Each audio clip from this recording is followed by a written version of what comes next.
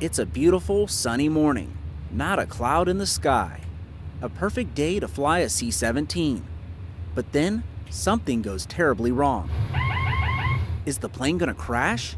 Of course not. How can you crash if you're not really flying? For emergency procedures, we can't really simulate having an engine fire go. We could simulate it, but it's not as realistic as if we could do it in here because we could actually shut down the engine where we can't shut down an engine, in flight. Wright-Patterson Air Force Base is home to the 445th Airlift Wing. The wing has 11 C-17s, 10 that fly, and one that just feels like it. The simulator is 30 feet tall and sits on 3 hydraulic legs.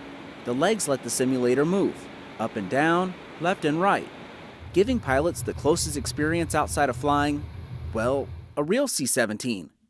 So you don't have to wait around for a local, a couple hours beforehand, go fly for 4 hours. You can just come over here, jump in the simulator, and get currency done within about 10 or 15 minutes.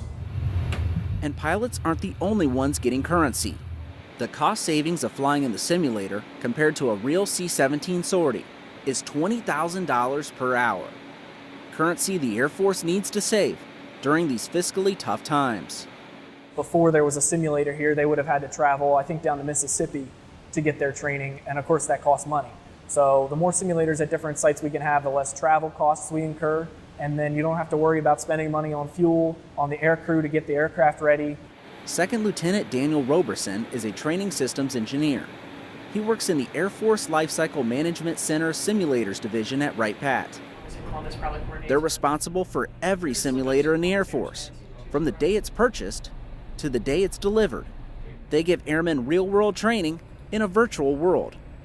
The technology nowadays allows for these simulators to be super high fidelity. You get inside of that simulator and you feel like you're in the real airplane, especially when it's up on motion and with the visual systems we have. 50. But what do the pilots think? The simulator is a perfect simulation of what the aircraft actually does display. And that's virtually what the Real World Simulators Division wants to hear. Reporting from Wright-Patterson Air Force Base, I'm Matthew Klaus.